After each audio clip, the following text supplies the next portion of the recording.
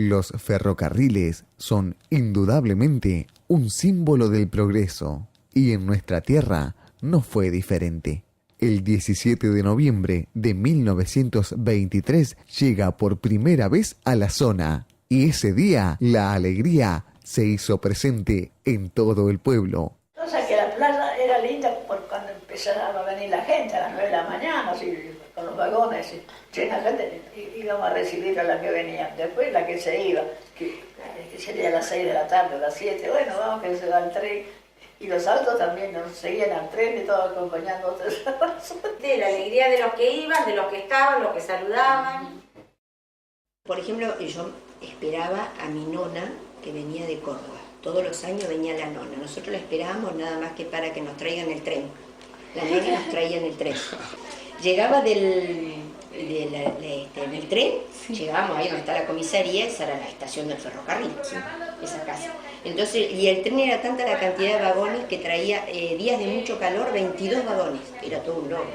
Por eso que el andén cruzaba toda la fila y llegaba hasta allá, hasta las Toninas.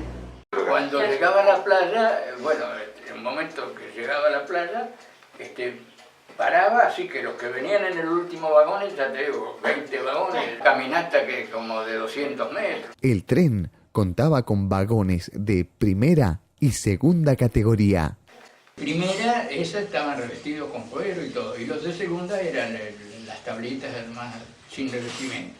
El ferrocarril era tan importante que los cuidados eran muy minuciosos. Todas las familias eran, con permiso del ferrocarril, se quedaban en el lugar donde habían viajado y armaban el equipo de mate, los bizcochitos, tortas fritas, familia, dentro del vagón.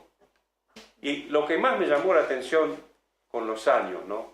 Lo que más permanece en mi recuerdo con el correr de los años es el sentido de responsabilidad de las mamás o de la familia, que llevaban elementos de limpieza, paños, rejillas y todo, y limpiaban el lugar que cada una había usado. Hasta he visto escobillas. La playa, tal como hoy la conocemos, dista mucho de lo que era a inicios del siglo XX. La llamada primer fila se encontraba sobre la arena, por delante de la avenida Guillermo Rawson. El balneario era lindo y se paseaba bastante. A la mañana se bañaba, en el mar, a la tarde se bañaba, pero a las 7, 8 de la noche la gente toda se cambiaba y se ponía de pinta, bien vestida. Claro. A la noche dábamos la vuelta al perro ahí en la plaza y allá caminábamos por la Rambla. 500 metros para este lado y 200 metros para el otro lado del ferrocarril. Aunque a veces la cercanía del mar aterrorizaba. De ese momento recuerdo que tengo que vino una ola tan grande que yo me fui por el pasaje, me fui a la calle de atrás, porque vi venir esa ola y ellos estaban adelante. Cuando pasó la ola y volvió, me buscaron y no me encontraban.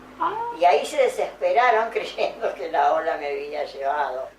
Y bueno, y nos vinimos y después ya se verán, no me acuerdo qué día era, pero ya se veranó, por supuesto no se fue más. También se contaba con la presencia de heroicos bañeros. Y el hijo de Canito, uno de los hijos, estaba acá en la playa cuando ocurrió el y fue el que se tiró, estaba a salvar, claro, que se estaban ahogando 2 o 3 hermanas, creo que eran, y él alcanzó a sacarla y aparentemente una de ellas lo tiró y a él ya no pudo sacarlo. Sacó salvó a todas, pero no pudo salir. Y hasta el gobernador tenía una casa allí. Mi padre fue el primer gobernador constitucional, 1958-1962, y cae por un golpe militar antes de cumplir el mandato. ¿Adentro? Sí. Mirá, adelante tenía una gran puerta, ¿viste? Lo que se llama medio punto arriba, que es redonda, así, toda de vidrio y chapas, bueno. Y 2 ventanales, uno de cada lado. Llegó el momento en que una mayor cantidad de gente hizo necesaria la construcción de diferentes lugares para atender la demanda de la población. Bares como Casa Ares o la Cantina de la Colonia.